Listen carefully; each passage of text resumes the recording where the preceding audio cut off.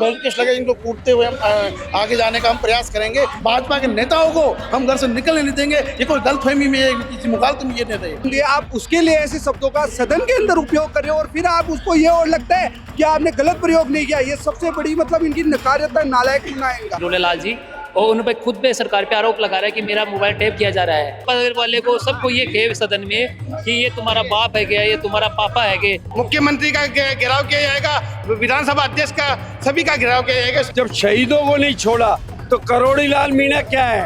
योजनाओं के नाम बदल रहे हैं तो इनसे जो प्रश्न पूछे जाने चाहिए थे उन प्रश्नों से दूर भाग रहे हैं। नमस्कार, स्वागत है आपका भारत रफ्तार में। मैं आपके साथ प्रिया बंसल।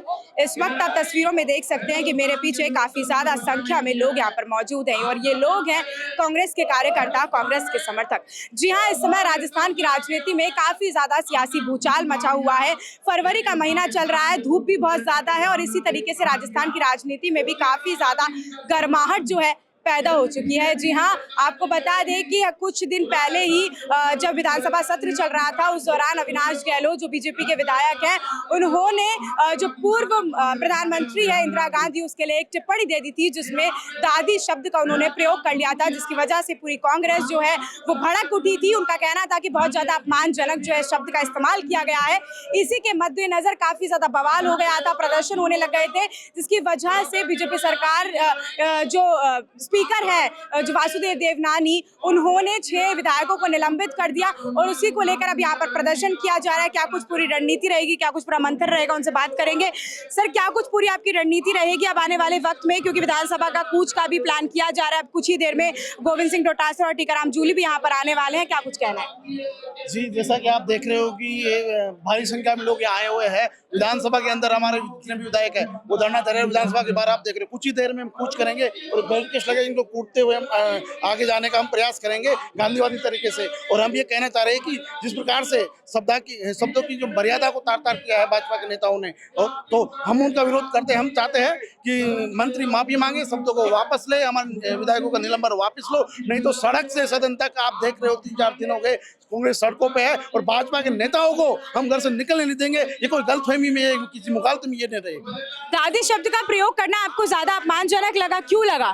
क्योंकि देखो, शब्द क्या होते हैं, 2 प्रकार से प्रयोग में लिए जाते हैं। जो व्यंग्यात्मक रूप से इन्होंने प्रयोग में लिया है और जिन्होंने अपने अंतर्मास आत्मा से इस शब्द को गलत तरीके से पेश किया है, इनको सोचना चाहिए।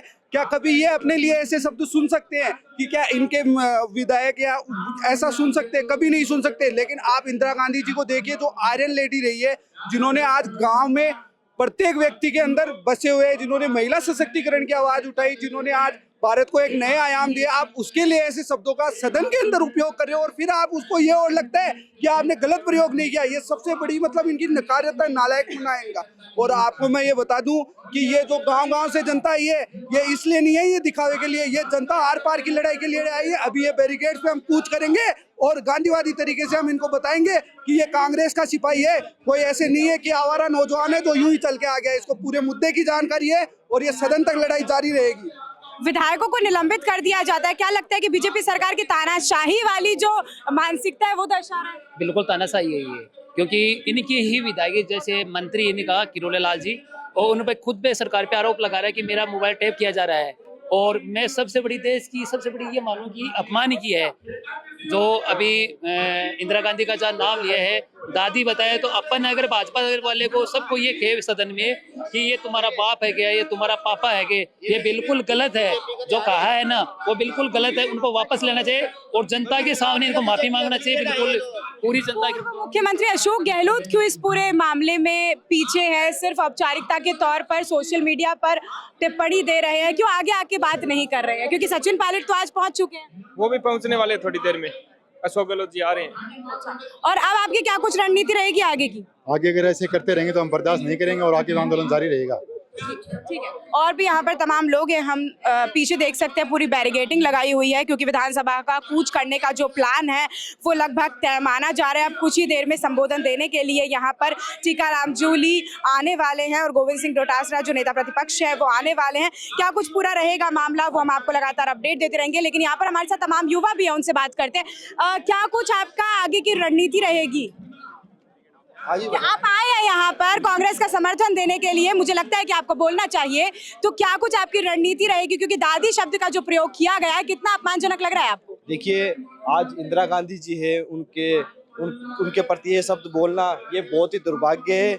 और तमाम यूथ कांग्रेस और तमाम संगठन आज ये दर्शाता है कि आने वाले समय में डबल इंजन सरकार को माफी मांगनी पड़ेगी। और जो तमाम हमारे नेता जो हमारे मार्गदर्शक बैठे हैं विधानसभा के अंदर, वो उनकी जीत है।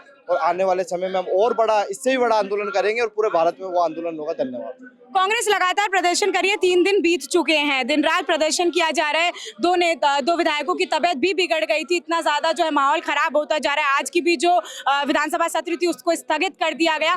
क्या कुछ कहना लग रहा है आपको, क्या तानाशाही की सरकार बनती जा रही है बीजेपी सरकार? देखिए, जब से भजन लाल की सरकार आई है, अपना तानाशाही रवैया इन्होंने अपना रखा है।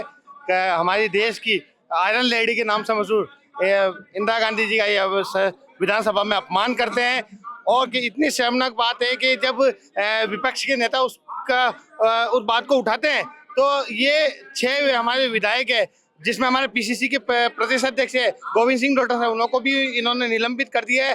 तो इनका तानाशाही रवैया इन्होंने अपना रखा है। और इसको लेकर ही आज पूरे राजस्थान भर से हजारों की, लाखों की तादाद में कांग्रेस कार्यकर्ता विधानसभा का घेराव करने के ये मानते सही है। नहीं तो विधानसभा मुख्यमंत्री का घेराव किया जाएगा, विधानसभा अध्यक्ष का, सभी का घेराव किया जाएगा। इसकी जिम्मेदारी प्रशासन और भजन लाल सरकार की होगी। किरोड़ी लाल मीणा खुद लगातार आरोप लगा रहे हैं कि उनका फोन टेप किया जा रहा है, सीआईडी उनके पीछे पड़ी हुई है। अभी तो पहले दिया था, उसके बाद भी उन्होंने अभी कल ही दोबारा बयान दे दिया है कि अभी तक भी रोका नहीं गया है। तो क्या लगता है कि मंत्री किरोड़ी लाल मीणा की ही सरकार उनकी खुद की ही बात नहीं सुन रही है, तो विपक्ष की तो कहाँ से ही सुनेगी? बिल्कुल सही कह रही हैं आप। ये पर्ची की सरकार है, ये किसी का भी अपमान कर सकती है। जब शहीदों को नहीं छोड़ा तो किरोड़ी लाल मीणा क्या है? उनकी जो बात आप बता रहे हैं, जो उनकी बातें टेप की गई है, बात सही है। और उसको भी लेकर के उनमें भारतीय जनता पार्टी में असंतोष व्याप्त है। और कांग्रेसियों में हमारे डोटासरा जी जो राजस्थान का नेतृत्व कर रहे हैं, वो सही मुद्दा उठा रहे हैं। एक महिलाओं का अपमान है, शहीदों का अपमान है, इंदिरा गांधी जी का अपमान है, उसको लेकर के अपनी बात नहीं कहेंगे और फिर उसके बाद निलंबित कर देंगे। कांग्रेस कार्यकर्ताओं में भारी रोष व्याप्त है। इसके लिए हमें कुछ भी करना पड़े, किसी भी मोर्चे पे हमें कदम उठाना पड़े, हम कदम उठाएंगे, इनको मुंह तोड़ जवाब देंगे। कांग्रेस पार्टी जिस प्रकार से भारतीय जनता पार्टी की एक तुष्टीकरण नीति को देखते हुए और महिलाओं का अपमान जिस प्रकार से सरकार में हो रहा है, ये भजन लाल सरकार निरंतर एक तानाशाही सरकार के रूप में सामने आ रही है। जिस तरह से एक आयरन लेडी इंदिरा गांधी, जिनका मतलब पूरा हिंदुस्तान का पूरा वर्ल्ड सम्मान करता है, और आज देश की रक्षा के लिए, देश की सुरक्षा के लिए, देश की सबसे बड़ा मामला ये है कि उनकी जो अपमान किया गया है, उनको नाम से लेकर एक आयरन लेडी का, जिनको भारत रत्न से है, और आज उनके अपमान को लेकर 6 विधायकों का निलंबन कर दिया गया, जो एक लोकतंत्र की हत्या का ये प्रतीक माना जाता है। चलिए, तो ये तमाम लोग थे हमारे साथ यहाँ पर, जो प्रदर्शन चल रहा है उसको लेके। अब आपको तस्वीरें पीछे की दिखा देते हैं। तो यहाँ पर विधानसभा के कूच करने की तैयारी जो है लगातार की जा रही है। और आपको बता देते हैं कि जिस तरीके से प्रदर्शन किया जा रहा है, अब आने वाले वक्त में देखने वाली बात होगी क्या कुछ पूरा प्लान रहेगा। लेकिन उससे पहले हम आपको एक और लोग हैं, उससे भी बात कराते हैं कि क्या कुछ आप लोगों की रणनीति रहेगी कि जिस तरीके से निलंबन कर दिया गया है विधायकों का, और जिस तरीके से कूटनीतियाँ अपनाई जा रही हैं। जो विपक्ष है उसका हमेशा से काम रहा है मुद्दों को उठाने का, जनता के, बट उन्हीं मुद्दों को, उन्हीं आवाज को दबा दिया जाता है। तो क्या लगता है, तानाशाही बढ़ रही है? आपको स्वयं को भी लगता होगा। देखिए, बजट का सत्र है, एक महत्वपूर्ण सत्र है, और उस बजट सत्र में विपक्ष की तरफ से अपनी बात रखने वाले उन मुख्य 6 वक्ताओं को, उसके अंदर हमारे कांग्रेस पार्टी के अध्यक्ष भी शामिल हैं, उनको इस तरह से निष्कासन करना, ये सत्ता पक्ष घबराया हुआ है। सत्ता पक्ष नहीं चाहता कि बजट के ऊपर एक डिबेट जो होना चाहिए सदन के भीतर, वो नहीं चाहते। और इस प्रकार उन्होंने भारत की पूर्व प्रधानमंत्री के ऊपर जिस तरह की टिप्पणी की, अगर वो टिप्पणी वास्तव में गलत है, इतना ही तो कह रहे हैं कि आप उसको सभा की कार्रवाई से हटा दीजिए। हो सकता है कई बार व्यक्ति का टंग स्लिप हो जाए, तो हम उसको सभा की कार्रवाई से तो हटा सकते हैं। कांग्रेस की मांग जाए जितनी है कि आप उस शब्दावली को वहां से हटा दीजिए, लेकिन ये इनकी तानाशाही देखिए, इनकी दादागिरी देखिए। उस लो महिला के लिए किस प्रकार के शब्द ये इस्तेमाल करते हैं और किस प्रकार से, क्योंकि बजट में इन्होंने कहीं कुछ नहीं दिया। अभी आप कई विधायकों के भाषण सुन रहे थे, सब कह रहे थे हमारे किसी विधानसभा क्षेत्र का तो नाम तक नहीं आया है? उसी को वापस रिपीट कर रहे हैं, योजनाओं के नाम बदल रहे हैं। तो इनसे जो प्रश्न पूछे जाने चाहिए थे उन प्रश्नों से ये दूर भाग रहे हैं, और तो और जब उनको जवाब नहीं देना पड़ रहा तो ऐसे में ये लोग क्या कर रहे हैं कि उन प्रश्न पूछने वालों को ही निलंबन की कार्रवाई कर रहे हैं। तो ये दुर्भाग्यपूर्ण है। चलिए, तो और हम लगातार आपको अपडेट देते रहेंगे आने वाले वक्त में क्या कुछ रहेगा। तब तक के लिए आप बने रहिए। मैं आपके साथ प्रिया बंसल, नमस्कार।